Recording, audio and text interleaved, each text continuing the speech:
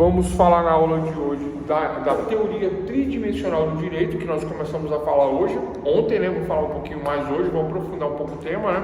Sobre o fato, valor e norma. E vamos falar, além disso, do positivismo de Hans Kelsen, do subjetivismo de Max Weber, né? Essas questões dentro da teoria tridimensional. Mas eu acho que eu vou começar o assunto da aula com a vacância da norma, com a vacatio legis, né? Que eu acho, salvo engano, vocês me falaram que parece que não tiveram esse assunto em Introduções do Direito 1, parece que vocês não tiveram vacatio legis, parece, né? Tendo ou não tendo, vamos aprofundar o assunto aí, né? Hoje, agora. Então, vacatio,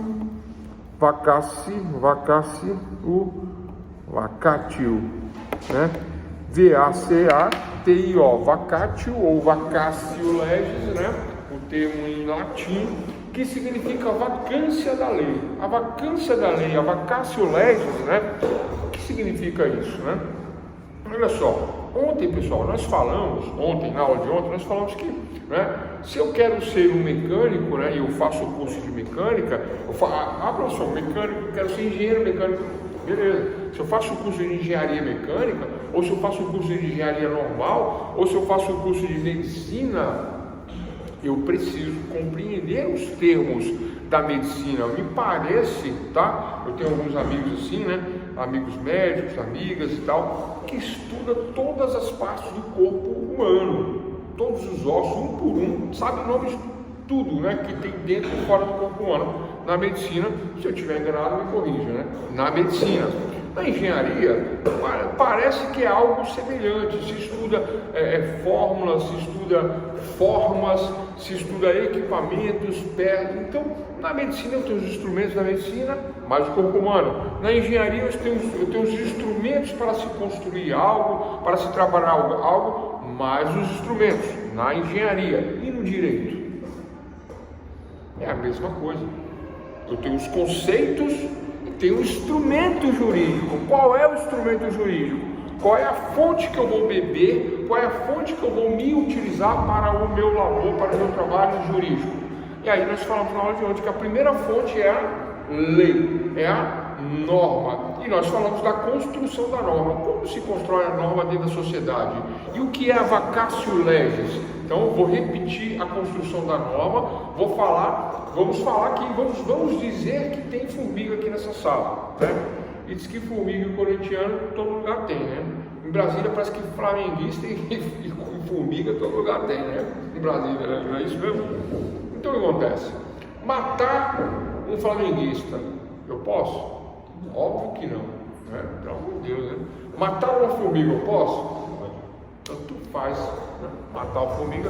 Qual é o valor jurídico, qual é o valor para a sociedade que tem a formiga? Ah, professor, mas tem valor, é importante, vai airar o solo, vai, né? Não tem sempre, a pessoa fala. Mas se eu matar uma formiga, se eu pisar no formigueiro, não vai acontecer nada, porque juridicamente é irrelevante essa questão. Talvez um dia, né, as pessoas possam achar que é importante proteger as formigas, né?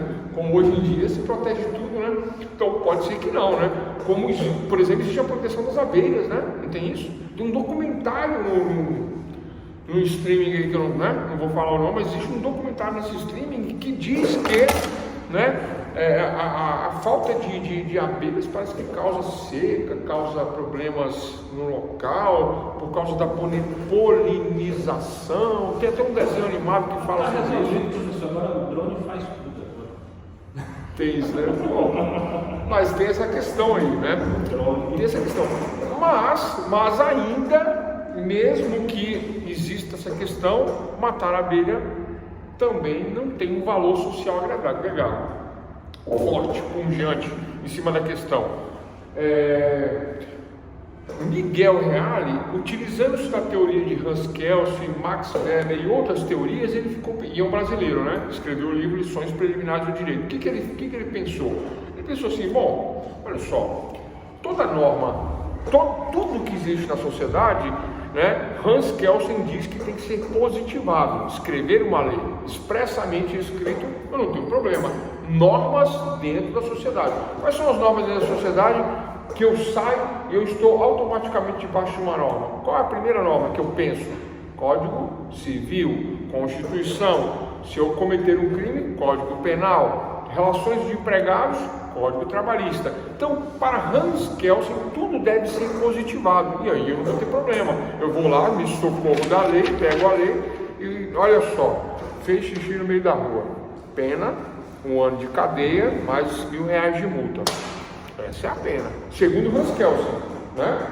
Mas Weber falava, não, mas R$1.000 e 1 ano de cadeia, porque o cara não aguentou chegar no banheiro, não, aí tem que ver, né? Então, do ponto de vista subjetivo, está na mente o que levou a pessoa a fazer aquilo, de que forma e por que fez isso, né?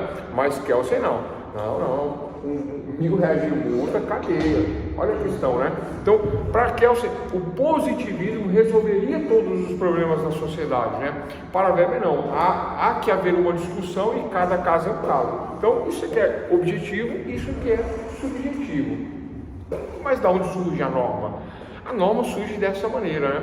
Eu até falei dos casos de servidão ontem, né? Expliquei o caso de servidão, mas olha só, a norma surge quando um fato é valorizado.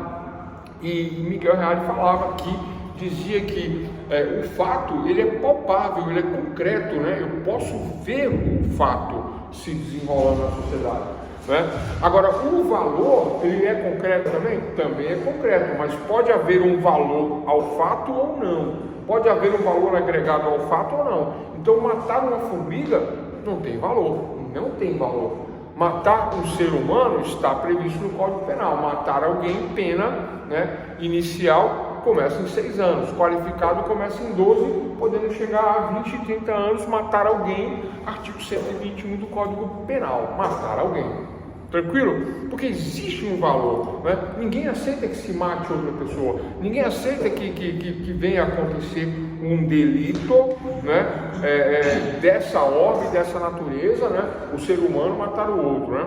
Eu até comecei a contar uma história na aula de ontem, né?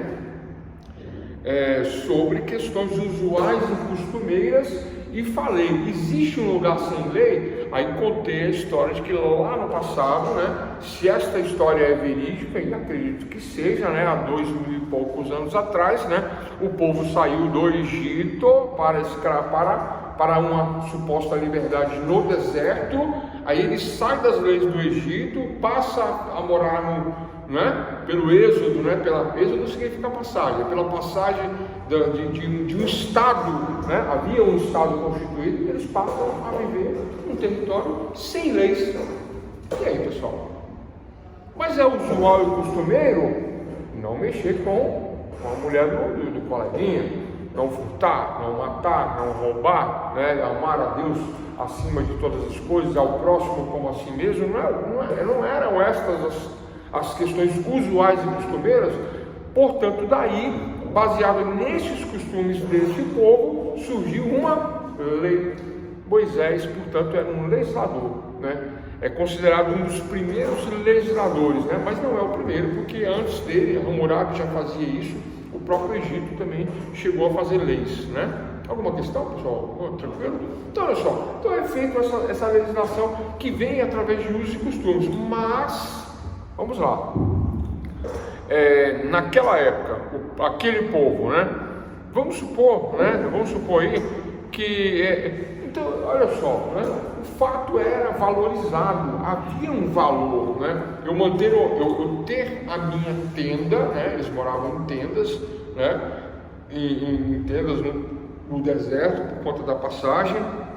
Mas antes de constituir um Estado, né, através de uma Constituição, através de uma Assembleia, através de um líder legislador, antes de tudo isso, não haviam leis, não haviam normas.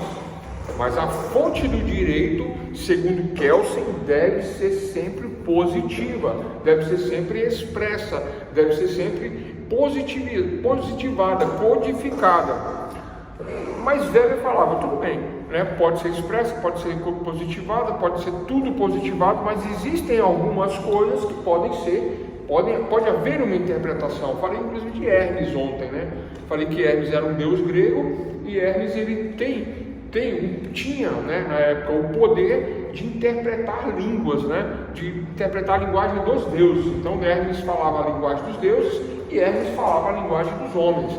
Então, quando era para dar um recado para a humanidade, chamava quem? Chamava Hermes, né? Então, vem cá, ó, você passa lá o recado lá e tal. Então, eu falo isso na linguagem dos deuses. Então, Hermes descia rapidamente, ele era rápido, entregava o recado na linguagem dos homens e voltava. Hermes tinha o poder da interpretação, portanto, a hermenêutica surge dessa questão de Hermes. A hermenêutica, a interpretação de quê? Da linguagem dos deuses. Ora, mas o que tem a ver isso com o direito?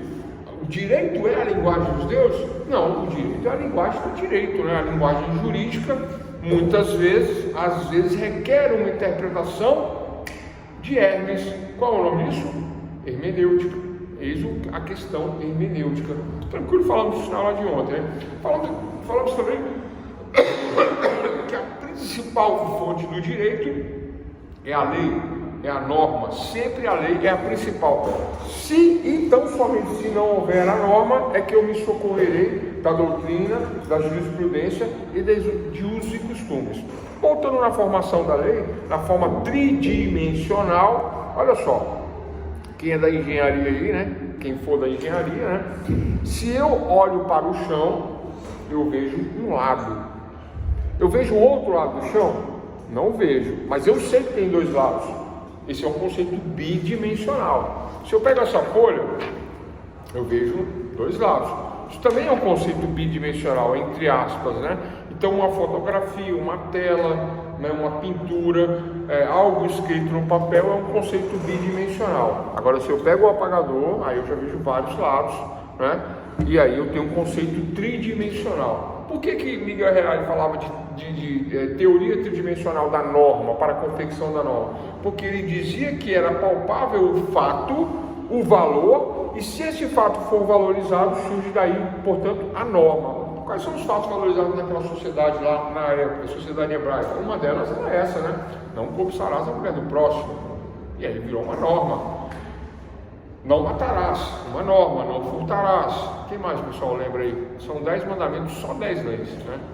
E aí, 10 leis, né? Baseadas em usos e costumes, que lá em Hammurabi, né? O rei Hammurabi,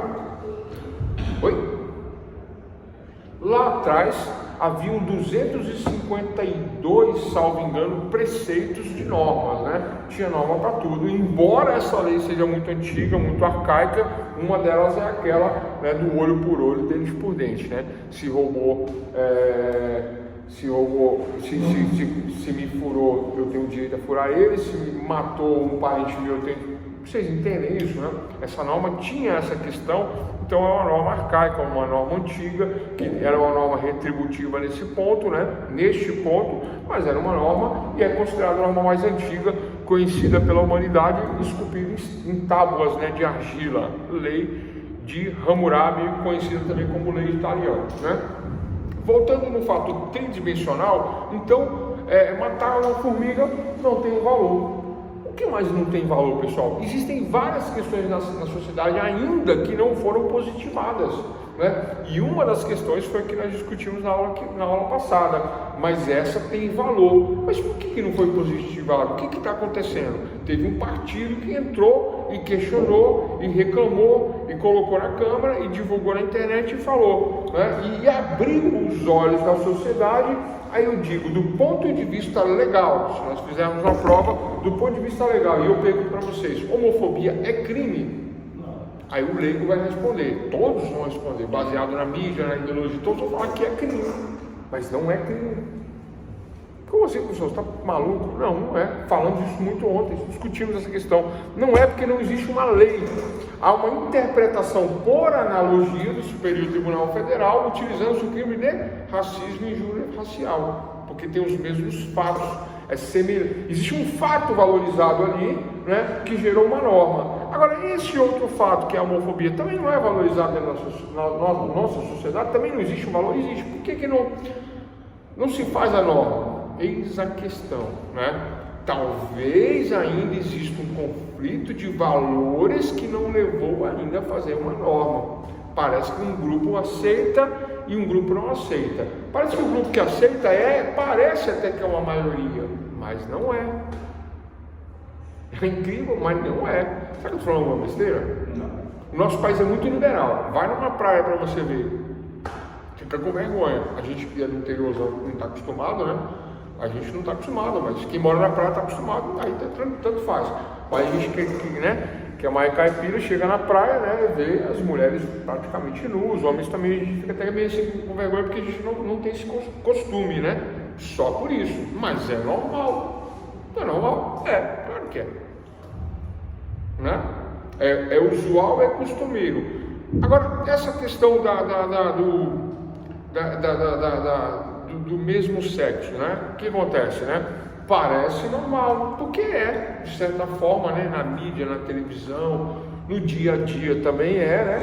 Mas ainda existe uma resistência, porque existem grupos maiores que não aceitam. Ah, professor, mas de que grupo que tu está falando aí? Você tá maluco? Tá louco? Tá errado isso aí que você está falando? Não, me parece, pessoal, que o grupo dos religiosos não aceitam, né? Por conta disso que eu estou falando aqui agora, que existia um livro lá atrás que ditou costumes. Qual é o nome desse livro? Um livro de costumes. Quem sabe aí, Juan? Um livro de costumes. Qual é o número dele? Qual é o nome dele? Levíticos e Números, né? Ditavam costumes. Não é isso mesmo? Um dos costumes, né? Tem a ver com essa questão aí, que não aceita. E aí existe talvez um conflito de valores. Eu estou falando de quê? Fato, valor e norma. Fato, valor e norma. O valor está em conflito. Mas é uma questão valorizada? O grupo se defende, o grupo vai para cima. Se houver homofobia, vai parar na delegacia e o delegado interpreta por analogia que existe por conta da lei de racismo e por conta da injúria racial. Mas não existe a norma. Então tem que normatizar. No caso, ele dizia igual que. Oi? Quando o delegado vai indiciar o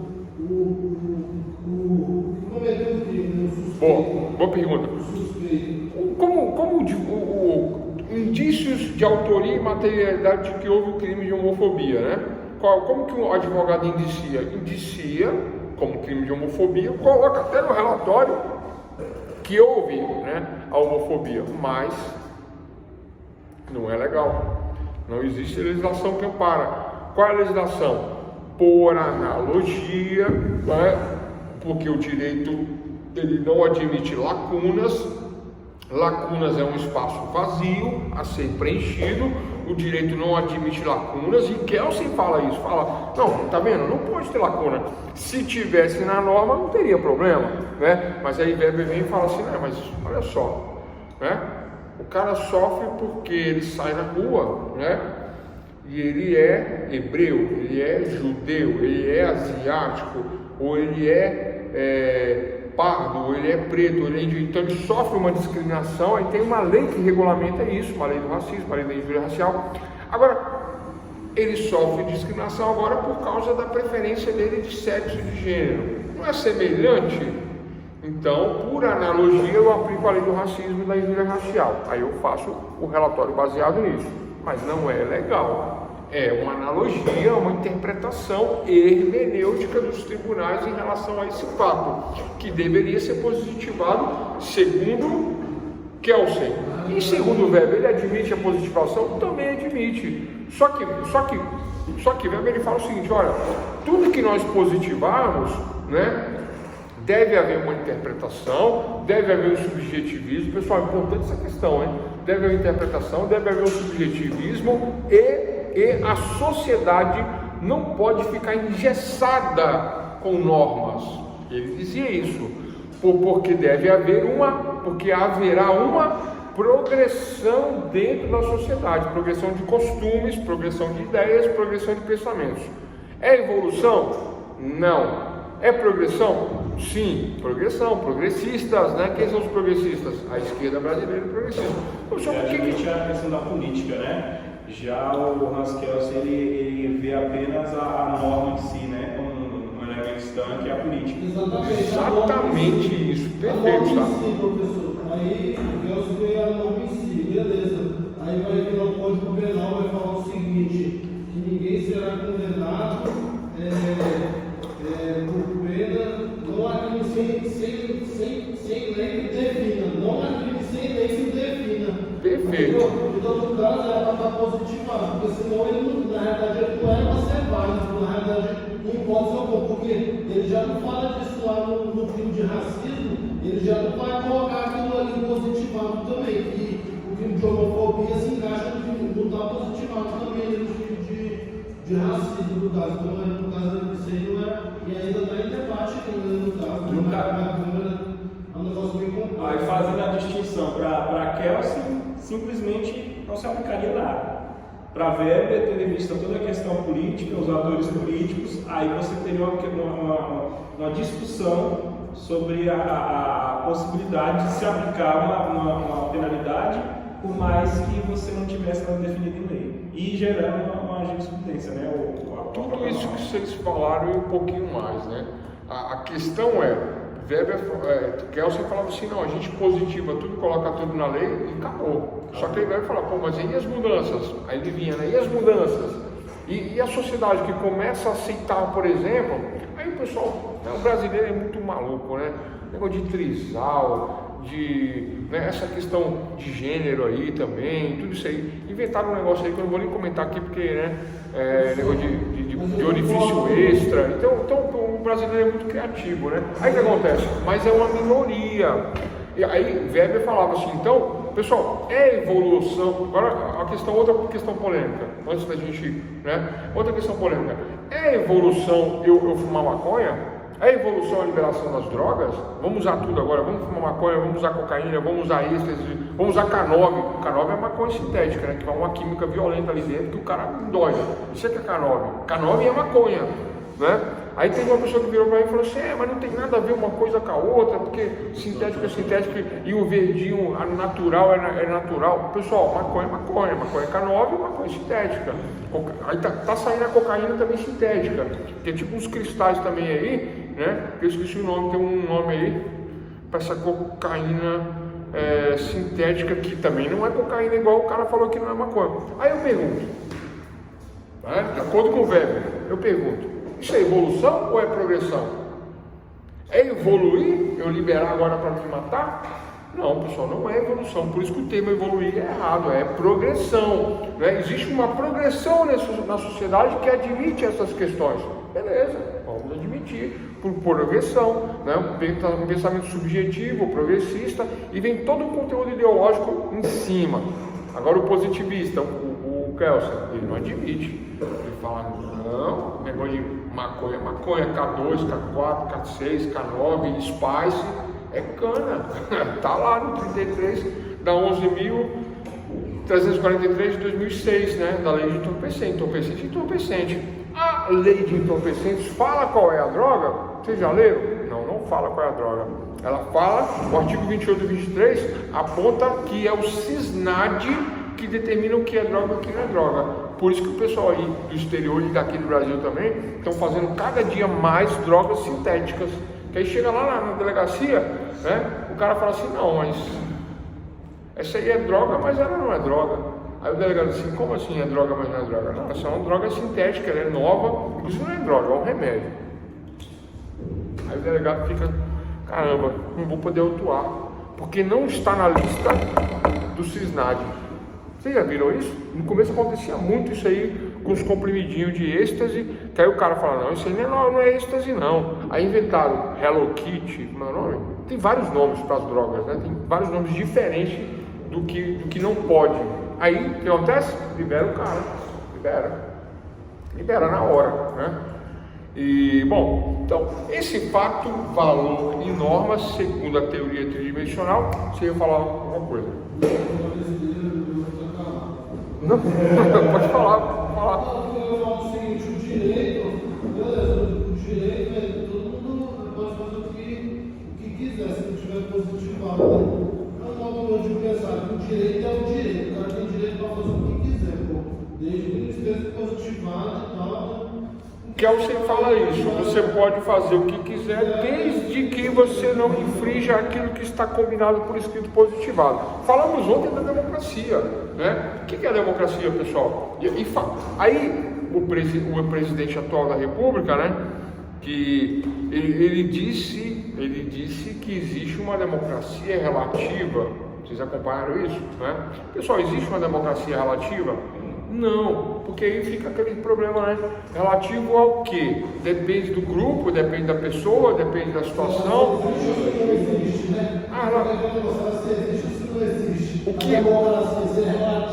O que existe é uma democracia de acordo com a época ou de acordo com o local, né? Aí eu dei um exemplo ontem e falei que a democracia da Grécia, de gregos e romanos, não é a mesma democracia de hoje, né? Aí falamos que demo é o, né? A palavra demo significa o povo, e cracia vem de Kratos. Kratos é o deus também grego do poder, falando até do grego do poder, né? E tem o videogame lá, né? Vocês me falaram aqui, que eu esqueci o nome agora, que eu acho que é Deus da Guerra, né? Muito bom esse jogo, né? Não desviou o assunto não. Mas o Kratos, o deus do poder, né?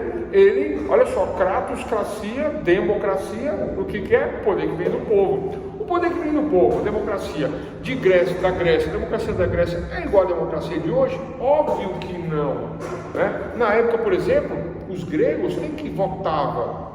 Quem que elegia? Quem que exercia o poder democrático na época? Né? Lá na Grécia não tinha essa de preto, branco, azul, amarelo, não. Né? Lá quem tinha o poder era o homem, né, intelectualizado, que tinha estudo, que tinha comércio, que tinha 2, 3 esposas, que tinha escravos. Aí eu falei, não tem nada a ver com preto e branco. O escravo decorre de guerras.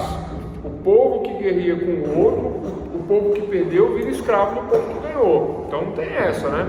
Então era muito comum o povo, né, pardo ganha do povo branco e escraviza o povo branco, porque isso decorre de guerras, né? Aí se conceituou o nosso Brasil, uma questão de estrutura e a questão do que veio da África, né? Aí chama-se de afrodescendente, tem que verificar isso aí, não é bem assim que a coisa funciona, né? Mas isso é outra história. Então, democracia grega, democracia brasileira, democracia naquela época, democracia atual. Atualmente, as mulheres votam, as mulheres têm direitos, as mulheres dirigem, as mulheres são maioria dentro do judiciário. Vocês sabiam disso? Antigamente, você entrava no fórum civil, só tinha homens juízes. Hoje você só vê mulher. No criminal parece que está dividido, mulher e homem, né? Mas no civil você só vê juíza, né? Delegacia de polícia tem as delegacias, né, da mulher, que só tem mulher, né? Escrevente técnico judiciário só mulher, e nas delegacias comuns aí já é um misto também com uma quantidade grande de mulher. As mulheres estudam mais no nosso país? Aqui excepcionalmente os homens são a maioria, mas eu já dei aula em outras faculdades que você entrava só tinha mulher na faculdade, assino aula e tal, né?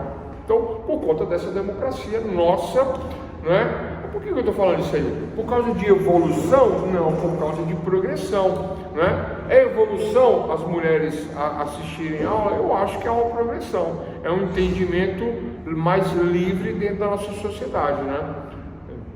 Eu acredito, né?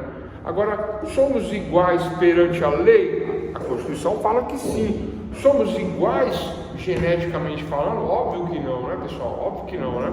O pessoal vem com aquela brincadeira de XX, XY, mas isso não é uma brincadeira, né? Tanto é que tem as competições aí, né? De futebol, de atletismo, de nado, que tá dando problema aí, né? Tá colocando as mulheres para concorrer, né, com a mulher trans, que na verdade tem uma genética masculina, né?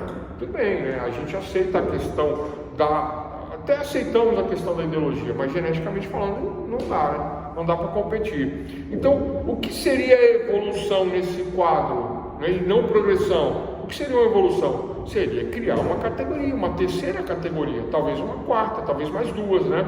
A categoria de héteros, né, masculino, de héteros feminino, e aí teríamos mulheres trans e homens trans concorrendo em mais duas categorias, que é para ficar equilibrado.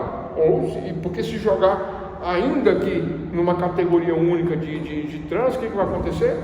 Vai acontecer o mesmo problema, porque a mulher trans, homem trans, eu acho que o homem trans, né, que tem corpo de mulher, vai competir com a mulher trans que tem corpo de homem, vai continuar o problema, porque geneticamente falando, os hormônios, né, e etc e tal. Bom, todo mundo entendeu todo mundo entende e aceita isso. Eles que estão nessa situação também aceitam isso, eles falam, não, tá certo, é isso mesmo, né? E aí eu falo, fato, valor e norma. Já existe um valor na sociedade que traz essas questões e traz esse debate como nós estamos tendo aqui agora, batendo um papo sobre isso aqui. Liga a televisão, né? Tranquilo. Pessoal, lá do Catar, né? A mulher bota um shortinho bem pequenininho, né? Uma blusa bem curtinha e vai pro Catar. O que vai acontecer? Ela vai ser chamada a atenção, talvez ela seja sequestrada para um canto, talvez ela tome uma reprimenda, talvez ela seja presa, né? Porque não é usual e costumeiro lá, né? Existe um valor nessa situação? Existe, mas é um valor negativo, né? Aqui não tem problema, aqui nós estamos acostumados por conta do calor, do clima, da situação do povo, é diferenciado a questão. Então, o fato valorizado, ele gera a norma. Então, o surgimento da norma, ele é meio que usual e costumeiro. Então, dos usos e costumes, né, de um fato valorizado, fato, valor e norma, dentro da teoria tridimensional do direito, dentro do que Miguel Reale pegou, um brasileiro, pegou as ideias de Kelsen e de Weber, juntou isso e surge essa teoria tridimensional da norma. Dentro dessa grossura, mas que resume-se no que eu estou falando aqui, né? O livro não trata só disso, mas basicamente trata disso.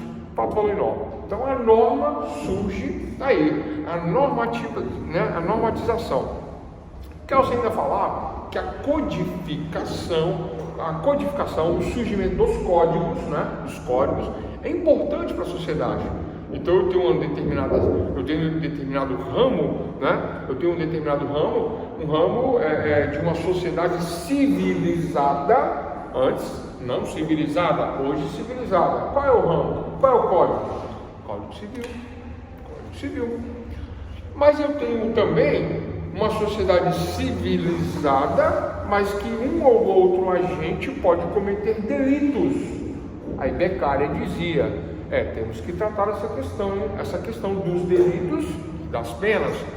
Aquele que, embora civilizado, comete delitos, não está previsto no Código Civil, mas está previsto no Código Penal, e é um livro difícil. Eu, quando era estudante, eu li 10 vezes, não entendi. Li de novo, não entendi. Formei, esperei passar um ano, aí entendi menos ainda. Eu falei, caramba, mas que diacho de livro difícil é esse? Dos delitos e das penas. Eu já viu esse livro? Beccaria, pega para ler. Ele é pequenininho. Aí você lê. Aí eu falei assim, não, vamos pegar um livro do Drummond, Carlos Drummond de Andrade, que é difícil. Mas tem um outro que é mais difícil ainda. Tem um poeta brasileiro que é famoso, que é difícil, mas é bonito as coisas que ele fala. Dos delitos e das penas. Beccaria. Aí tem um outro autor brasileiro, peguei e li. E difícil. Aí eu falei, entendi. Falei, pô, se eu entendi esse, eu vou entender o outro. Mas os delitos das penas, por que ele é difícil? Porque ele engloba conceitos, né? Em pequenas frases, em pequenos capítulos, ele traz muitos conceitos. Ele é fininho, mas ele engloba muita coisa, né? O tal do arcabouço jurídico que a gente comenta aqui na sala, aqui, né? Muito conhecimento. Tudo, pessoal, tem a ver com o que a gente está falando aqui, introdução ao estudo de direito. Então, a matéria introdução ao estudo de direito 1 e 2, tá? Tem esse objetivo, introduzir-vos vocês, né, ao direito, ao conhecimento do direito. Se fosse médico, nós íamos falar da coluna, do fígado e tal, né? Numa engenharia mecânica, as ferramentas, as partes do motor, etc e tal. No direito, qual é o nosso instrumento? Já falei isso várias vezes. Quem lembra? A lei. O instrumento principal do jurista, principal é a lei. Ah, você vai fazer uma pegadinha na prova? Claro que não, estou falando, né? Qual é o principal instrumento do jurista? A lei. E tem outros. Aí, se não houver a lei, aí sim eu faço uma integração da norma através de usos e costumes, jurisprudência e ou doutrina. Vou falar de novo da doutrina, a questão dos usos e costumes, né? Olha só, né? Eu não tenho a questão da lei da homofobia, mas é usual e costumeiro, né? Eu aceitar um casal homoafetivo.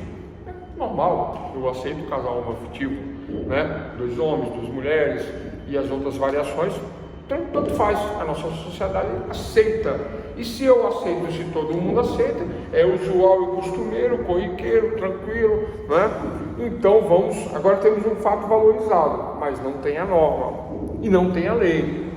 Volto a perguntar, qual é o principal instrumento de nós, juristas? O principal instrumento é a norma, é a lei, mas não tenho a lei para trabalhar. Esse é o problema. Não tenho. Eu estou citando esse, batendo nesse, porque esse é o mais, né, que a gente ouve falar. Mas tem vários outros casos.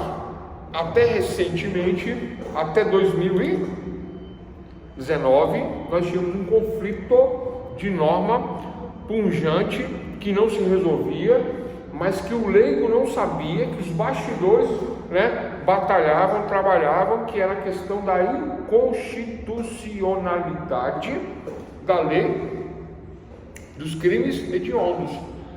Hoje nós temos a lei Maria da Penha, não temos a Maria da Penha? Chamado de lei Maria da Penha.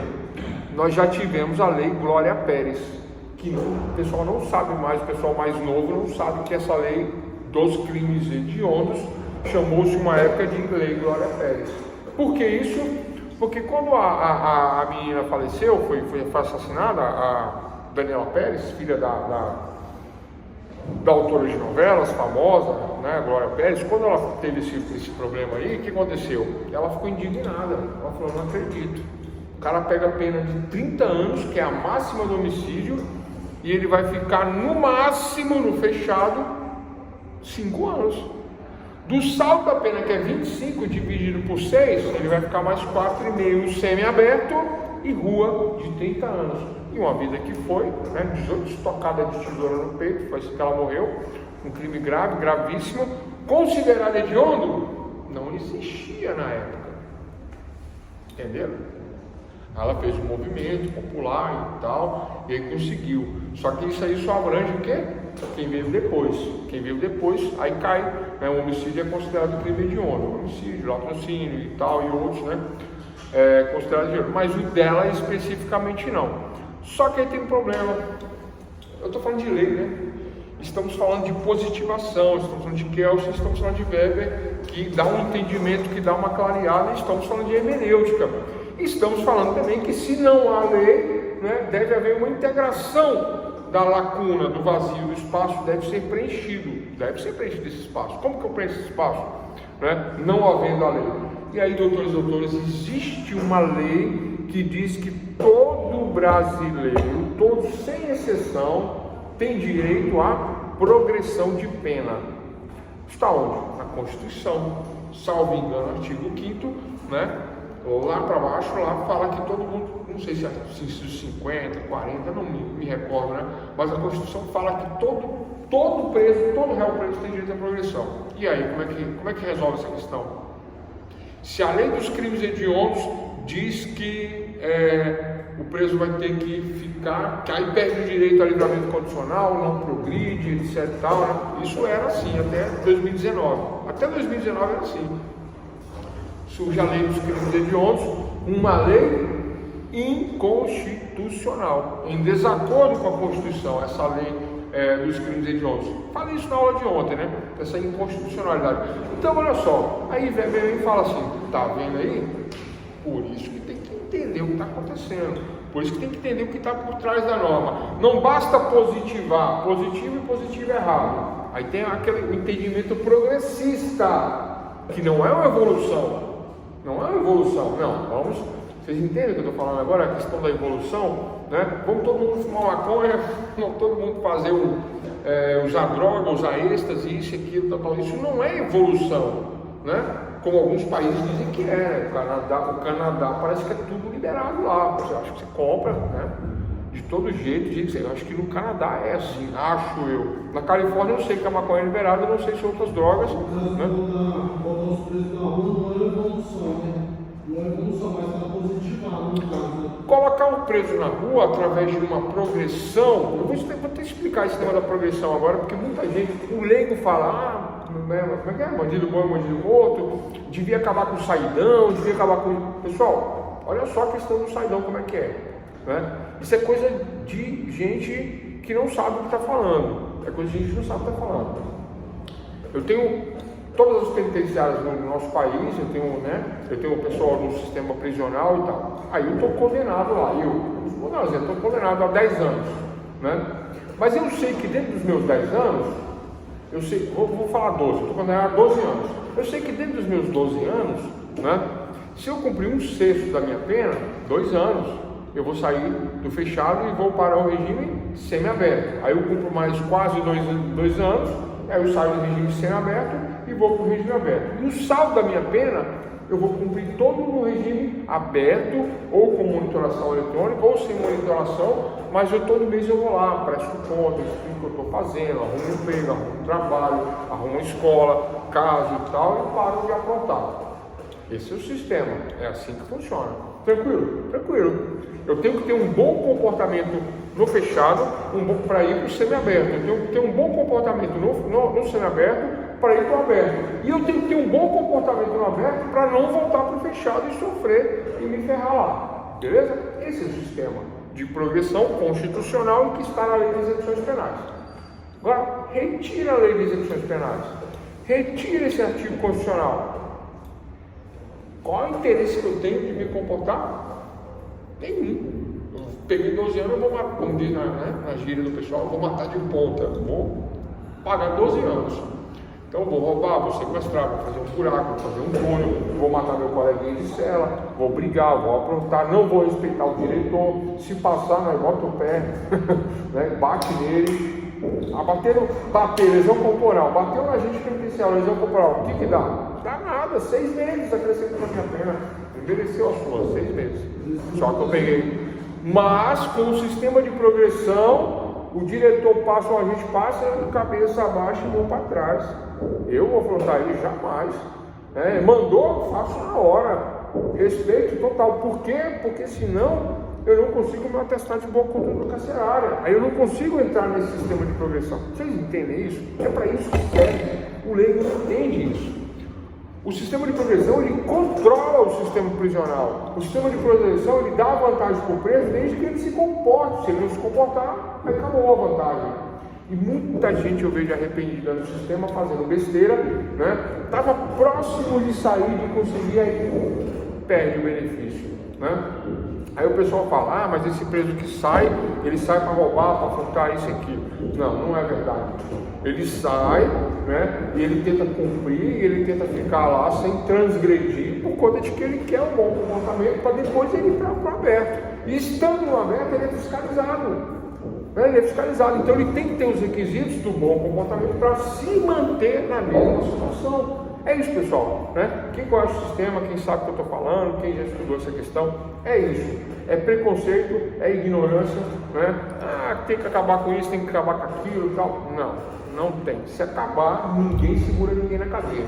Eu acho que meia dúzia de policiais e tal segura quase 200 mil presos, não, são quase 1 milhão que tem, são 700 e poucos mil presos. Não segura não, se os caras quiserem sair, eles saem. Por que não saem? Porque todo mundo quer progredir no sistema. Todo mundo fica ali, não, vou me comportar para não estragar o meu benefício, que é a progressão do fechado para o aberto. É isso essa questão. É inconstitucional negar a progressão, porque a Constituição fala da progressão. Aí a teoria tridimensional do direito fala o quê? Fala do fato, do valor e da norma. Vamos voltar para essa questão aqui, não vamos fugir não. É valorizado isso aonde? Pessoal, quem é que dá o valor para gerar uma norma? Os juristas, vocês, nós que damos o valor. Porque o leigo não sabe. O leigo muitas vezes vai da conversinha do... Agora não é mais Twitter, agora é X, né? A conversinha do X lá, né? Vai lá e posta, né? Briga, ideologicamente falando. O pessoal briga.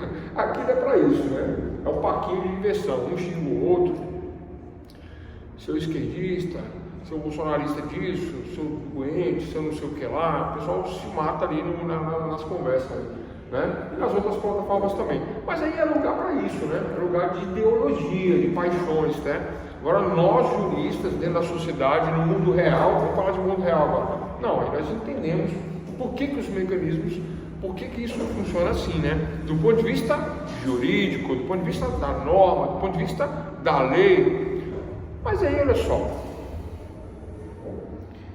eu percebo na sociedade, começo a perceber na sociedade, né, num determinado ano, num determinado ponto, né, vamos fazer uma viagem no tempo lá, vamos para 1990, por aí, né? Em 1990 existiam aqueles carros, né? Qual eram os carros, pessoal, de 90? Passat, Del Rey, Berlina, Fusca, Corsa, o que mais? Monza hatch, né? Eu tive um Monza hatch, eita, dor de cabeça, né? Tive um Monza hatch, o que mais?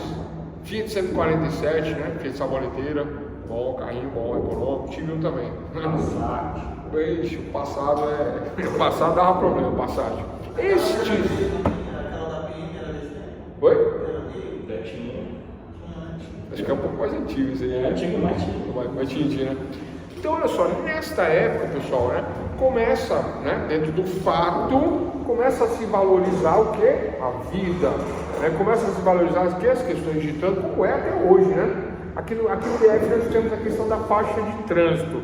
Vamos comentar isso já, né? Que a princípio era um orgulho, mas agora está começando a ter uns problemas aí, né? Mas o pessoal está esquecendo de parar, né? O pessoal anda meio nervoso aqui no DF. E acho que tem que voltar às campanhas, acho eu, né? Quem sou eu para falar? Não sou ninguém nessa área, mas acho que já, o brasiliense já foi mais educado e mais orgulhoso em relação a essa questão, né? De contar vantagem até, né? Nossa, não, lá a gente pisou na faixa, a gente para e tal, né? O pessoal tá meio nervoso aí, tá passando aí. E muito acidente em faixa de trânsito no DF, né? Muito, né? Não é muito, mas é muito assim, porque não era para ter nenhum, por isso, nesse ponto de vista. Bom, aí vamos voltar à questão do trânsito de 1990.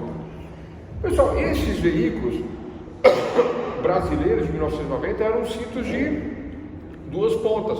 Saía daqui da esquerda e vinha para a direita no motorista e no passageiro da direita para a esquerda, e era o cinto que nós tínhamos, né? Então, estudiosos falaram, olha, esse cinto não protege, esse cinto é fraco, ele é frágil. O ideal é o cinto de 3 pontas. Quais são as 3 pontas? Uma aqui, né? 2 aqui, 3. Porque aí me segura, né? Segura o meu tórax e isso vai amortizar se houver um acidente, uma colisão. Tranquilo? Cinto de 3 pontos? Ok? Um fato valorizado na nossa sociedade. Qual é o valor aí? Proteger a vida, proteger o motorista. Olha o que Miguel Reale falava. Então temos um fato, temos um valor e temos agora o quê? A norma? Não temos a norma. Os congressistas, nossos representantes, democraticamente falando, através do sufrágio universal que é o voto, votamos neles, eles foram lá e fizeram a norma. Aí temos a norma agora, né? Tema da aula de hoje, um dos temas da aula de hoje, vacatio legis. Para que serve a vacatio legis e o que é a vacatio legis? A vacatio legis, pessoal, esse termo significa dizer que toda norma que surge na sociedade tem um período para ela passar a vigorar, a valer, né? Então, olha só. Então, ó, presta atenção. Existe a lei, mas ela não vigora. Existe a lei, mas ela não está em vigor durante a vacatio legis. Se nós perguntarmos, durante a vacatio legis, a lei existe? Sim. Ela está em vigor? Não. Então, assim, pessoal, não existe, mas não está em vigor? Não está em vigor. Porque a vacatio legis, o período de vacância da lei, existe para a adaptação da sociedade à norma. A vacatio legis existe para a adaptação da sociedade à norma, à lei, a nova norma, a nova lei. A sociedade vai se adaptar neste período de vacatio legis. Se a lei nova não mencionar um prazo, não falar qual é o período de adaptação da sociedade à norma, se a nova norma não falar isto, normalmente ela fala, né? Publique-se, intime-se, cumpra-se, né? Esta lei passará a vigorar em 1 ano. Lei do cinto de segurança foi 1 ano, acho eu, foi 1 ano. Se eu estiver errado, vocês me perdoem, mas eu acho que foi de 1 ano ou foi 2 anos, não lembro. A lei foi publicada e deu um prazo de 1 ano. Por que 1 ano, pessoal? Porque eu tenho que colocar o cinto no meu carro. E não vou dar desculpinha, nossa, foi só 1 mês, eu não tive tempo, porque não tive dinheiro, aliás, né? Porque eu tinha que mandar trocar o cinto do carro. Então, salvo engano, a norma deu 1 ano ou foi 2 anos de vacácio legis para que eu me adapte. Primeiro a questão de se acostumar a usar o cinto, que eu não usava. Agora porque eu tenho que colocar um cinto de 3 pontos no meu carro. Então eu vou lá no meu mecânico, né, pago, coloco o cinto na frente de 3 pontas e ainda tenho que me acostumar a usar. Tem veículos da época, né, e tem veículos atuais que você entra, coloca a chave, o que ele faz? Ele acende uma luz no painel ou ele apita avisando que você tem que colocar o cinto. Tem veículos que não andam se você não colocar o cinto, né? Eu andei num carro uma vez, né, há um tempo atrás, logo nessa época, né? Um parente, né, da família. Eu andei no carro dele, muito bacana o sistema, mas é ruim, né, ao mesmo tempo. Mas você senta no carro e quando bate as portas que fecha e que liga, o cinto vem automático, né? Eu esqueci o nome daquele carro lá, mas é um carro da Mitsubishi. Esqueci o carro. Mas ele fazia isso, o cinto vinha automático, ele vinha, eu não lembro direito como é que era, mas o cinto vinha e encaixava assim, né? E beleza, tranquilo. Bom, então o que acontece, pessoal? Então a vacatio legis é esse período de adaptação. Agora vamos a um outro detalhe da vacatio. Se a lei não falar de vacatio legis, não falar qual é o prazo, então o prazo standard, o prazo padrão, dentro da legislação, né, da lei de introdução ao Código Civil, que agora mudou, acho que é LIDB, não é mais LIC, né? Lá na lei de introdução ao Código Civil, fala que o prazo padrão da vacatio legis é 45 dias. Então, se a lei nova, houver uma lei nova, surgir uma lei nova e nada for mencionado, o prazo padrão será de 45 dias. Atentem para este número, 45 dias é o prazo padrão da vacatio legis. Então, uma pergunta simplesinha que não tem pegadinha. Qual é o prazo padrão da vacatio legis? 45 dias. Não é 4, não é 6, não é 90, é 45 dias. O prazo padrão da vacatio legis. Mas, dependendo da lei, poderá se ditar um prazo diferente do padrão por conta do quê? Da adaptação da sociedade à norma. Então a sociedade requer um maior prazo para se adaptar. Qual é o prazo, pessoal, no caso do cinto de segurança? Aí eu acho que foi 1 ou foi 2 anos, eu lembro que foi um prazo novo. Eu lembro que foi também em torno de 1990 para 92, né? Eu lembro que eu tive que colocar os 3 pontas no Mozart, não teve jeito, né? Porque vinha só, né, os cintos e um marronzinho, aí tinha que botar o outro. Essa é a questão, essa é a história. Tranquilo, pessoal? Bom, vamos falar de uma coisa polêmica? Pois não. Esse fato valorizado que nunca teve sobre o homossexualismo, não.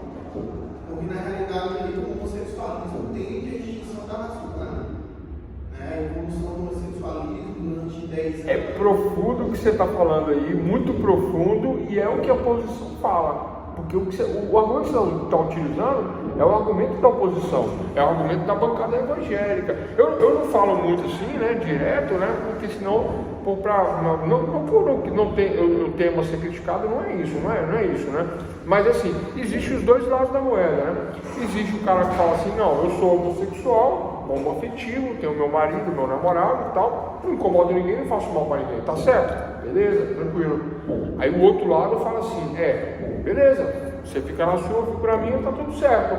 Mas não é isso que está acontecendo. O outro lado fala, não é isso que está acontecendo. Vocês estão querendo dizer que tudo tem que ser assim, estão impondo e tal. Aí tem uma ideologia, aí vai para a escolinha, vai para o menor e etc e tal. Quando vê, então eu vou sair na rua, vou ser obrigado a ser o quê? Homoafetivo, né?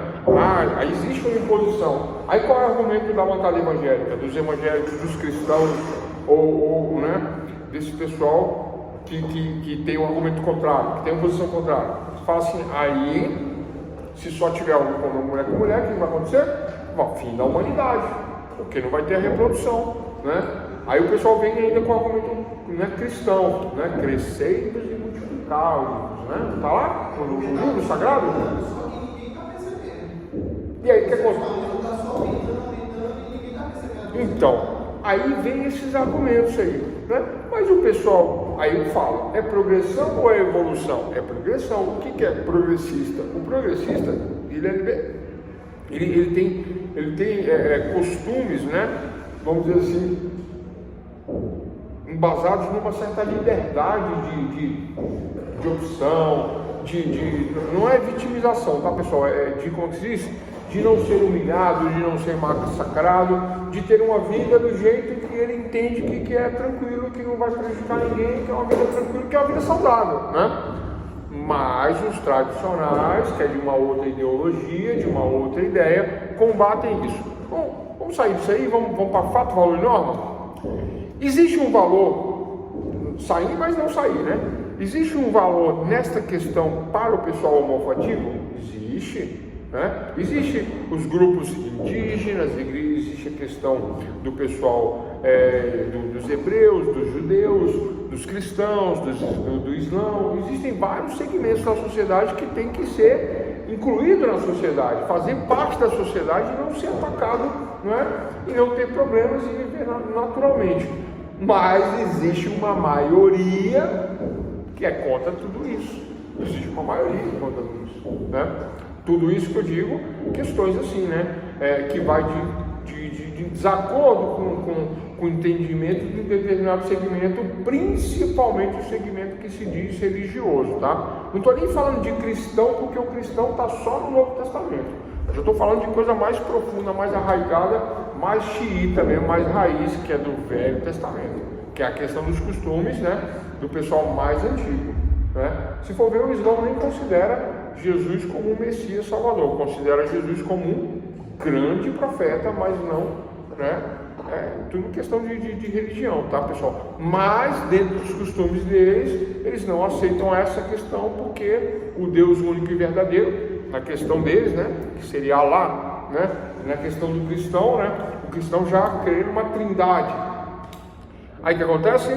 Não se aceita essa questão por conta de crescei-vos e multiplicai-vos. Era uma outra época? Era e não era, né, pessoal? O que mudou no mundo? O mundo ficou pior? Não. O que ficou bom foi a forma de se comunicar, né? Hoje o mundo não está pior, hoje o mundo está... Estamos na era da informação.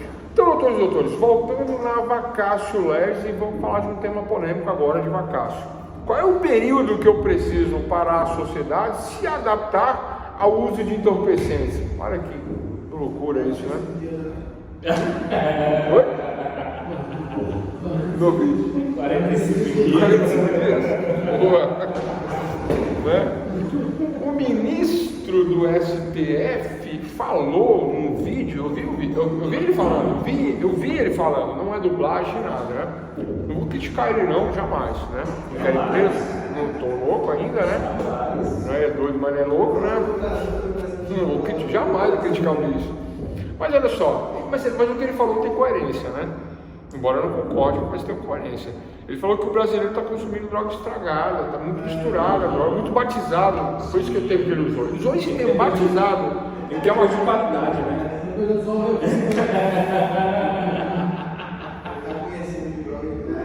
E que isso faz mal à saúde. Mas ele está certo. Só que ele está certo, mas ele está errado. Porque tanto a de qualidade não batizada, quanto a batizada, as duas fazem mal para o organismo. Alteram o comportamento das pessoas, faz mal, né? Se você usa pouco, faz mal. Se você usa muito, faz mal. Se você usa pouco e gosta do efeito, né? Porque isso age na dopamina, na serotonina e outras questões mais, e a pessoa tem aí uma sensação de torpor, de ilusão e de bem-estar. Olha só, e o ministro lá, não, tem que ser da pura. Eu vou aceitar isso, o Brasil, o meu povo consumindo essa coisa malhada, né, já dizia. Já bastava os carros antigos, né? Entendeu? Então, pessoal, teve esse comentário recente. Aí eu digo, né? Tá certo? Tá certo, mas tá errado, porque a pura ele deu isso no parecer favorável à liberação do uso de maconha. Mas aí o que acontece? A gente sabe que quando vai liberar, essa história do canabidiol, vamos lá, canabidiol, para uso médico, da medicina, que muita gente elogia, porque cura a esquizofrenia, e Parkinson e tal. Ah, bacana, bonito. Mas a gente sabe que isso é um precedente para a liberação de drogas de uso recreativo. A gente sabe que uma coisa está ligada à outra. A gente sabe que é isso, né? No fundo, os cristãos sabem disso. E aí os cristãos combatem, né? Aí tudo é importado. Ah, se não fosse importado ia ficar mais barato. Aí a gente tem na Amazônia plantado lá, né? Folha de coca e muita maconha. O pessoal fala que não, mas eu só acho, nunca vi, né? Nunca nem fui lá, acho que tem, né? Só está lá de suspeita. Não é suspeita, né? Agora, onde a gente tem certeza que tem é no Chile, né? No Paraguai, que é rota de né? Bolívia, né? Colômbia, a gente sabe que tem, né? Sem falar mal, mas é natural dessas regiões, né? Bom, esquece isso. Qual é o prazo, qual é a vacatio legis, se houver a liberação? Aí, olha só, outra coisa que, né, que a gente vai falar agora um pouquinho mais para fechar essa aula. Pessoal, eu falei isso na aula de ontem. Decreto é um filhote da ditadura. Como assim? Você está maluco? Oxe, agora vem a Gestapo aqui na faculdade. Decreto é um filhote da ditadura. Quem tem competência para fazer as normas? Num sistema democrático, claro, né? Cracia, o poder que vem do povo. Quem é que tem o poder? O povo. Essa é a pergunta, essa é a resposta. O povo é que faz as leis. Ah, professor, mas o povo não faz as leis. Quem faz são os representantes do povo. Correto? Democracia. Indireta, mas democracia. E nem é tão indireta não, né? Se eu voto no Tiririca, pior do que tá não fica. Vote no Tiririca. Esse é o slogan dele lá em São Paulo. E ele sempre é o mais votado. É pior que tá não fica, vote no Tiririca 2222. Eu sei porque eu morei em São Paulo, a gente via as propagandas e dava risada, né? Tiririca aparecia. O Tiririca foi processado pelo Roberto Carlos, né? Perdeu, inclusive, né?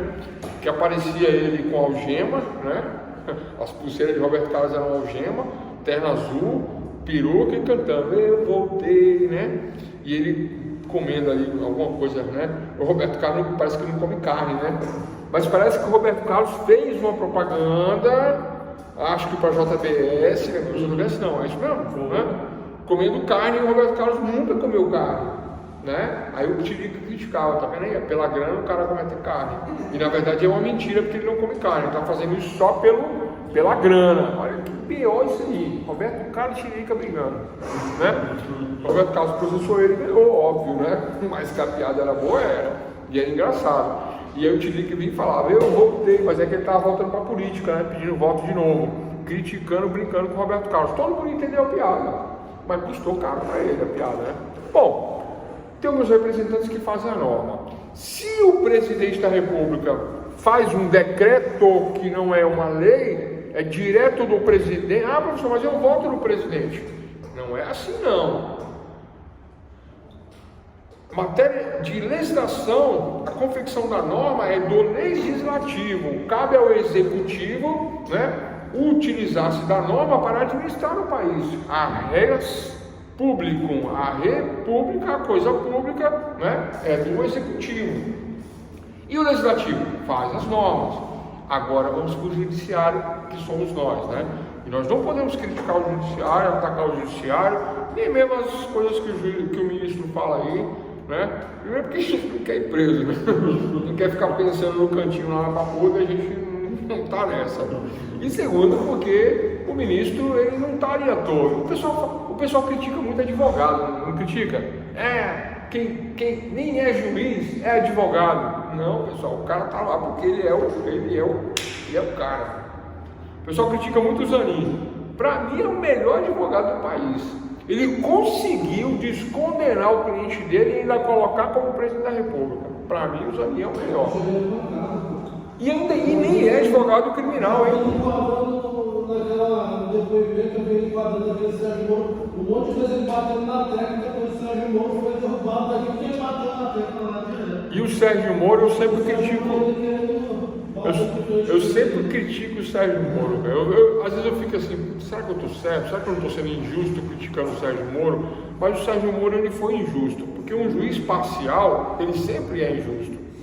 Imagina, estou eu e meu cliente, aí eu vou no fórum aqui da nossa região, chego lá, aí tem outra pessoa do outro lado, com o advogado do outro lado, aí o advogado do outro lado e o cliente do outro lado é amigo do juiz. O que acontece? Uma injustiça, por conta de quê? Da parcialidade. Foi o que aconteceu com o Sérgio Moro. O Sérgio Moro é o responsável pelo fim da Lava Jato. Tudo que aconteceu aí, incluindo a descondenação do Lula, tudo que ele botou a mão foi contaminado, deu problema. Ou seja, o que ele mexeu para frente, tudo nulo, por uma questão de nulidade absoluta, não é relativa, nulidade absoluta. Porque está em jogo a coisa pública, a res publicum, porque o Lula era presidente da República. Se o Sérgio Moro tivesse feito a coisa certa, o que ele faria? Ele olha o processo e fala assim, olha, eu não tenho competência, e aí nós estamos falando da competência, né, da prerrogativa de foro do presidente. E o pessoal fala que é só uma questão de CEP e de endereço. Não é questão de CEP e de endereço, pessoal. A prerrogativa de foro é lá no STF. O Moro tinha que olhar e falar assim, todos vocês, eu vou julgar aqui, ó, vou fritar todo mundo aqui. Agora esse cara aqui não, ele tem prerrogativa de foro, que é o Lula, né? Joga para o STF. Na hora. Aí o Lula estaria preso até hoje. Aí o que ele fez? Vaza jato. Mandava para Globo, mandava para o coleguinha, ligava para o Deltan. Deltan, faz assim que eu vou definir aqui, né? O hack, só por causa daquele hack, que jogou o hack é comprado deles e tal. Botaram a culpa no hacker, mas é a culpa deles. O hack de Araraquara. Pensa numa cidade atrasada, é Araraquara. Pensa numa cidade linda, maravilhosa, Araraquara, mas atrasada, Araraquara. É uma cidade, lá o que manda é sobrenome, né? Coisas antigas, tem empresas bem, mas é uma cidade linda, maravilhosa. As coisas acontecem devagar por conta dessas tradições. Houve uma avalanche de prefeituras do PL e de direitas, mas o PT ganhou Araraquara. No dia dos ataques do dia 8 de janeiro, Lula estava onde? Araraquara. De onde que é o hacker? Araraquara. Ruth Cardoso, natural de Araraquara. Ruth Cardoso, esposa do Fernando Henrique. Fernando Henrique vive e mexe para Araraquara, embora ele tenha um apartamento em Paris, né? Ele mora lá. Então, pessoal, a gente vê essas questões ideológicas, mas tira ideologia, vamos para a realidade aqui. O ministro, aí o pessoal fala, o ministro tudo advogado. Pessoal, os advogados mandam no mundo. Como assim, professor? Não é juiz, STF, não, é os advogados mesmo. E os caras que estão lá, eles têm preparo. O pessoal fala mal do Alexandre de Moraes, mas ele é preparado, sim, né? Tudo bem que está né? Tá, como é que eu falo? Para não ser preso. Vingativo, né? Está numa vibe meio pesada, né? Como é que eu falo? Meio vingativo, meio bravo e tal, né? Mas ele sabe o que ele está fazendo, sim. Embora, né, eu tenho que discordar de várias atitudes dele. Ele já é bem ativo na área, né? Me parece que ele foi até promotor de justiça. Aí o pessoal falou que ele plagiou um livro e tal, mas isso aí não tira o conhecimento do cara, não tira o mérito de estar lá, né? Onde ele chegou. Ali é o ápice do judiciário. Ali não é o judiciário, tá, pessoal? Mas é o ápice, né? STF é o ápice, né? STJ, né, para direito estadual e STF para direito federal, que envolve a União, etc. Bom, a questão é se nessa votação aí, Moraes, Rosa Weber, quem mais? Teve mais dois que eu não sei quem que é, votaram já a favor do uso recreativo da maconha. Aí vamos à questão, né, que eu estava falando do decreto, estava falando das leis, judiciário, chegamos ao judiciário, aí eu pergunto para vocês, a hermenêutica para o uso da liberação da maconha, a hermenêutica, ela é legal, pessoal? Ela é constitucional? E aí? Diante de tudo que nós falamos, fato, valor e norma, diante da divisão dos três poderes, né, aquilo que nós estudamos lá em ciência política, sobre a teoria de freios de contrapeso de Barão de Montesquieu, quem deve fazer a lei, quem deve administrar, quem deve julgar Julgar não é fazer a norma. O judiciário não deve fazer leis. E a interpretação da norma, a hermenêutica, ela só virá caso eu não tenha a norma, a lei. Eu vou voltar no comecinho da aula para fechar a aula. Eu sou engenheiro, eu tenho a minha trena, eu tenho a minha HP, nem tem mais HP, eu tenho um HP em casa, né? Eu tenho. Mas hoje o pessoal usa HP no celular, que pega o aplicativo, é mais barato, é mais tranquilo e é mais fácil usar também, né? Aí é auto-explicativo, mas as HP antigamente, né? Case, né? E era diferente. Que não é HP, né? HP na verdade é a marca, né? A calculadora científica, né? Instrumentos da minha profissão, termos da minha profissão, né? Ângulos. Vou falar disso aqui não, que é muita coisa, né? Mas eu tenho que saber os termos da minha profissão de engenheiro. Medicina, mesma coisa. Agora, e o direito, doutores e doutores? Na aula de introdução ao estudo de direito, na aula de teoria geral do processo 1 e 2, nessas matérias de base do primeiro, segundo, terceiro semestre, essas matérias de cunho sociológico, que nos preparam, nos fundamentam, né, nos dá uma base para nós compreendermos o direito lá na frente. Lá, quando chegar em processo civil, processo penal, tributário, quando chegar em direito, né, quando chegar lá na frente, no penal, eu tenho que saber o que está aqui atrás. Eu tenho que saber, por exemplo, a questão da vacatio legis, né, que nós falamos. Eu tenho que saber quais são as fontes do direito. Né? Quais são as fontes do direito? 4 fontes. Qual é a principal lei? E somente se não houver a lei que eu vou usar a doutrina, a jurisprudência e os costumes. Só nessa hipótese. Só. Né? Ah, professor, tem lei, mas o autor tal fala isso aqui no livro e não está de acordo com a lei. O que vale? A doutrina ou a lei? A lei, óbvio. Ah, professor, homofobia é crime, né? Usos e costumes, jurisprudência, os juízes estão decidindo assim que é crime. O que vale? A jurisprudência, os usos e costumes ou a lei? A lei. Tem a lei? Não tem a lei. Aí voltamos ao problema, né? Mas existe uma hermenêutica baseada em usos e costumes que provavelmente esse fato valorizado gerará, não sei se a palavra está correta, irá gerar uma norma. Tranquilo? Baseado em usos e costumes. Aí sim, porque o fato valorizado, o fato valorizado vai gerar uma lei. Tranquilo.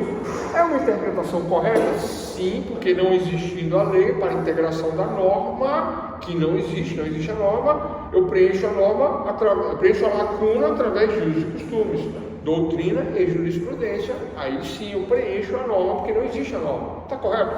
Está correto. Eu devo fazer isso? Sim, eu devo fazer isso. O judiciário pode fazer isso? Pode fazer isso. Isso pode. Agora vamos ao que não pode. O que não pode? Existe a norma. E agora eu vou dar um entendimento, porque eu não gosto da maconha estragada. Eu quero é K9. Eu quero aquela que produz lá na Fercal, lá na grota, verdinha, cheira, parece um chá de ervas finas, aromáticas. Eu quero é dessa. Então eu vou votar aqui a favor. Aí eu voto e modifico a norma. Pessoal, isso está errado, isso não pode. É o que eles estão fazendo. Por que não pode? Porque existe a norma. Eu não estou fazendo integração da norma por analogia. Não, a norma existe e proíbe. Quem tem que mudar isso aí? O Congresso é que tem que mudar a norma, porque o Congresso representa o povo. Se o Judiciário faz uma interpretação dessa, uma interpretação errada, equivocada, né? Mas... né? Com a falácia, a narrativa de que o povo está usando uma droga ruim, misturada, batizada. Onde já se viu esse argumento? Esse argumento é errado. Ele se pronunciou com relação a isso aí, né? Não, ele falou, tem um vídeo, ele disse que está errado esse argumento. Por que está errado? Doutores e doutoras, observem bem. Na questão da homofobia, não existe a norma. Então eu faço integração da norma por analogia, utilizando uma outra norma, eu integro a norma, e agora eu tenho uma norma utilizada que não é a mesma coisa, mas eu utilizo e pronto, resolvo a questão da homofobia. Resolvido? Por integração, por analogia. Agora não, eu tenho uma norma que proíbe o uso de entorpecentes. Agora eu vou entender que esta norma que proíbe não deveria proibir. Por que não deveria proibir? Porque eu estou usando droga estragada. Eu vou usar uma droga boa agora. Estragada não. Tem que ser, né? Como é que é? Não, é quando tem um nome. O pessoal fala na gíria, a gente ouve muito isso aí. Eu tenho 20 anos de advocacia, né? O pessoal acha até que eu uso droga, toda besteira que eu falo, né? Por causa disso, né? Hello Kitty, né? Eu fui lá em São Paulo lá e o pessoal apareceu nos autos lá do flagrante uma droga chamada Hello Kitty. Eu falei, mas que droga é essa Hello Kitty? Que droga de droga é isso, aí eu perguntei pro juiz, eu falei, excelência, mas Hello Kitty existe? Ele falou, doutor, o pino é rosa, o pó é marrom, o pessoal falou que é Hello Kitty. Eu falei, é? Eu falei, caramba, que negócio maluco, né? Pois é. Aí eu falei, excelência, eu vou sustentar aí em orais que Hello Kitty não está na lista do CISNAD. O juiz dava risada, a gente ria, te brincava, né? No final não estava mesmo, mas não era uma cocaína marronzinha misturada com um negócio lá que eu não sei o que é. Eu acho que era misturado com crack, era forte, segundo a galera dos autos e o próprio juiz falou isso. O promotor ficou batendo em cima dessa tecla, mas era uma quantidade pequena, meu cliente passou. E a gente nunca mais ouviu falar dessa história que ela quis, mas eu lembro que ele estava risado, né? Mas então é isso. Se existe uma lei, eu não posso dar um entendimento na lei, não. Agora eu não quero mais. Olha só, quantos anos a lei existe? A anterior é de 1976. 1970, anterior. Em 2003 houve uma mudança e em 2006 esta nova lei, 11.343 de 2006. Nós estamos em 2023. Quantos anos nós temos? Aí de repente se entende que não. Vocês entendem? Não é uma mudança na lei, é uma mudança no entendimento. Totalmente equivocado, absurdo, um argumento falacioso, né, que não condiz com o sistema jurídico. Pessoal, antes não podia fumar maconha, agora a maconha está vindo com cor de cavalo, não. Agora eu vou entender errado, vou divergir de vossas excelências ministros, eu divirjo, porque em 2006 a maconha vinha do Vale do São Francisco, era uma maravilha aquilo lá, né? Agora não, agora vem com cocô de cavalo, que absurdo, os caras só querem ganhar esses traficantes, né? Não, então eu vou mudar o meu entendimento, aí muda a lei pelo entendimento. Não pode, essa hermenêutica não vale, essa hermenêutica não existe. Entendem, pessoal? A gente está trazendo um tema polêmico, está brincando, dando risada, mas isso vale para qualquer tipo de interpretação. Vamos para um caso que aconteceu e que deu um maior problema. Os juízes começaram a apertar, os juízes menos progressistas, mais tradicionais, né, os juízes da linha mais da direita, começaram a falar assim, não, segundo grau condenou, mandar de prisão.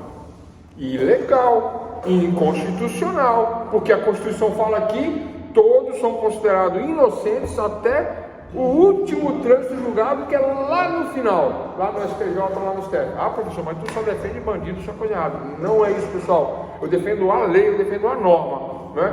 Então a gente não está falando de ideologia aqui, estamos dizendo que a Constituição fala.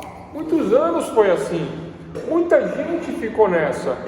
E muito advogado brigou, bateu e ganhou. Por quê? Porque essa é a regra. Aí começaram a dar mandado de prisão no segundo grau, mandado de prisão no segundo grau. Chegou no segundo grau, prisão. Não esperava o julgamento terceiro, prisão. Mas uma questão política, professor.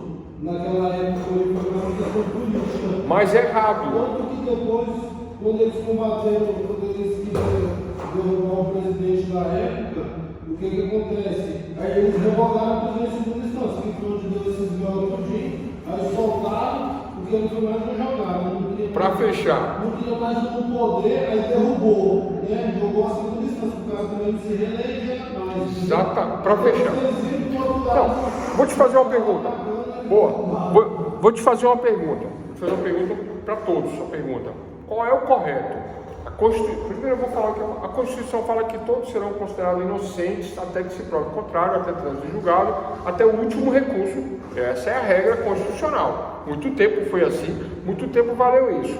Aí mudaram o entendimento. É igual a história da maconha que eu estou falando aqui agora, que é errado, que é uma narrativa falaciosa do próprio juiz, dos juízes que fazem. Eles fazem isso, mudaram o entendimento. Não, pessoal, não. Tá, demora uma vida inteira, não é justo. Tem que condenar no segundo grau. Mudou a lei e fala que mudou o entendimento.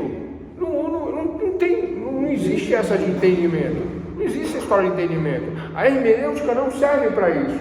Se há uma obscuridade, se há algo que não está claro, ou se há necessidade de uma integração da norma para preencher uma lacuna, que nós falamos aqui, temos um exemplo bem tranquilo em relação a isso, ok. Mas existe a norma, não tem integração, não tem lacuna. Existe agora um novo entendimento, que a maconha era boa, agora está sendo batizada, vamos mudar o entendimento, vamos liberar para que ela fique boa. Olha o entendimento.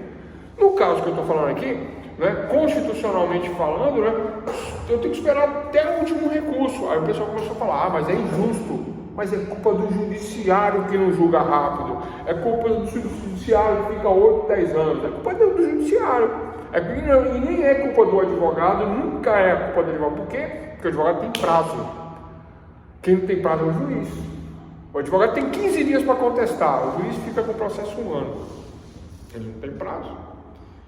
Aí, doutor Isidoro, o que acontece? Para a gente finalizar e fazer a pergunta final, aqui, que é semelhante à questão que eu falei da maconha, olha só. Então, essa interpretação houve e começou a mandar o pessoal para a cadeia já no segundo grau, sem esperar o recurso de terceiro grau. Cadeia,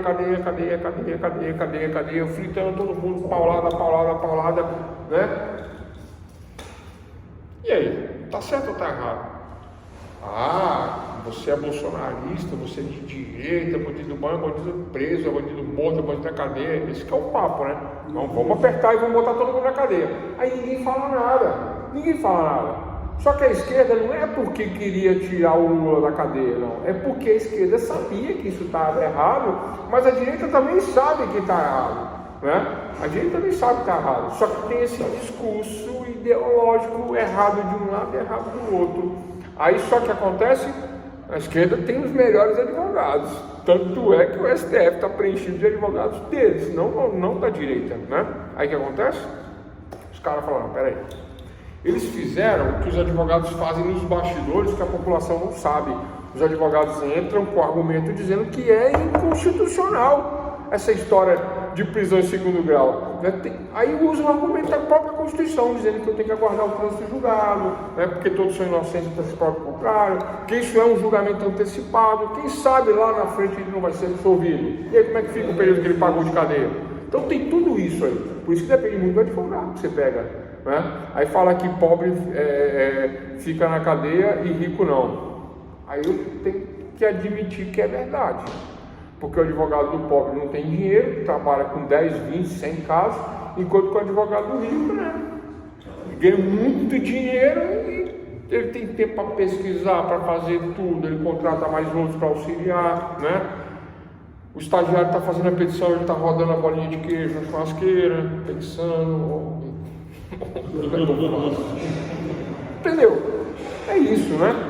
E aí, só para finalizar, pessoal, então, né, aí vem a questão, que aí vocês vão falar, agora você está defendendo o Lula, aí eu tenho que defender o certo, não é o Lula, é a lei, né? Nós somos juristas. O pessoal pegou e, né, entrou com vários pedidos dizendo que o trânsito julgado é lá no final. E aí o que aconteceu? Mudou o entendimento dos ministros, que nunca deveria ter tido esse entendimento errado, equivocado de prisão em segundo grau. E eles ainda estão brigando por isso até hoje. Isso é um entendimento, e quando tem esse tipo de entendimento, é a mesma história da maconha. Existe uma lei, e os caras querem entender agora que pode liberar. Não é uma nova lei, é um entendimento da maconha, é o entendimento da prisão em segundo grau. E tem vários entendimentos assim equivocados, pessoal, vários, inconstitucionais. Beleza, segundo grau. Aí, chega lá no último recurso, ele ganha. Aí ele é inocentado, lá no último. E aí cabe o Estado também indenizar o cara pelo tempo que ele passou ali na cadeia preso, sendo que ele era inocente e estava lá. Cabe, mas você sabe quando é que você recebe isso, né? Nunca. Aí quando você recebe, vem o Estado fala assim, eu te devo. Aí o que acontece? Vocês já sabem, né? Pessoas não sabem, não? Ah, eu te devo? Toma aí um papel dizendo que eu te devo. Como é que é o nosso papel? Precatório. Toma. Aí existe uma lei de precatórios, que o mínimo de tempo que o Estado vai levar para te pagar parece que é 10 anos. Aí eu espero 10 anos para receber um precatório. Se o precatório é federal, é uma coisa. Se o precatório é estadual, é outra. Aí eu vou explicar. Eu já mexi com o precatório, né? Vou explicar rapidinho, né? O precatório parece que é dinheiro, né? Mas os precatórios federais, como sai muito precatório federal, ele não tem muito valor, né? Aí o cara fala assim, mais vale um pássaro na mão do que 2 voando. Aí pega o precatório dele de 100 mil, vou vender. Quando vai vender 100 mil de precatório federal, quanto é que vale aí no paralelo aí, né? Aí pode vender o precatório? Pode. É ilegal? Não. E vende? Vende. E vende por quanto? Tem um deságio. 100 mil reais de precatório, o cara paga 2, 3 mil reais no seu precatório. Aí ou você espera 10 anos, ou você ganha 2, 3 mil reais. E tem gente que está no sufoco, aí acaba vendendo um precatório federal. Precatórios estaduais valem mais. Por quê? Porque o estadual você usa para pagar ICMS, para pagar ICSS, né? Agora vai mudar tudo, né? Vai ser IVA, né? Mas o estadual ele vale mais porque você consegue abater essas dívidas tributárias, multas, etc. Mas, quanto é que vale um precatório estadual? O federal, isso aí, né? Eu falei. No máximo você vender bem 5%. Os precatórios estaduais eu acho que em torno de 20% do valor, né? Aí você tem 100 mil, vende o papel por 20 mil. Aí você fala, pô, 20 conto, melhor 20 conto agora do que 100 mil daqui a 10 anos, que eu não sei nem se eu vou estar vivo, né? Aí dependendo da pessoa, a pessoa faz essa conta e vende, né? Então é isso, doutores. Compreenderam a questão da hermenêutica? Hermes, o deus grego, filho de Júpiter e de Zeus, né, interpretava línguas, né, dos deuses. Parece uma coisa de crente, né? Dom de línguas, né? E aí o Hermes ia lá, dava o recado, voltava, falava em língua dos deuses, mas falava também na língua dos humanos. Então a hermenêutica é isso, é a interpretação daquilo que já existe, mas aquilo que já existe não integra a norma. Pessoal, para fechar, para finalizar, as questões todas, né, da nossa avaliação desse módulo vão ser baseadas na primeira aula, na segunda aula. Tem muito conteúdo na primeira aula, tem o conteúdo da segunda aula. Nós vamos complementar mais 2 aulas aí. Nós vamos avançar. Hoje o tema vacatio legis, né, os prazos da vacatio, o porquê da vacatio. Agora o principal da aula de hoje é isso, tá? Essa questão da hermenêutica, né? Essa questão da integração da norma. O decreto, ele é um filhote da ditadura, ele não serve para fazer leis. Ah, mas professor, mas é possível, está lá nas atribuições do presidente da República, artigo 84, 5, 6, 7, 8, 9, né? O presidente pode decretar, pode, mas vocês já sabem que os decretos, eles são o quê? São questões ditatoriais, porque não é da função do presidente ficar fazendo decreto. Oi? Vai do jeitinho que eu estou falando, né? E não é pegadinha, né?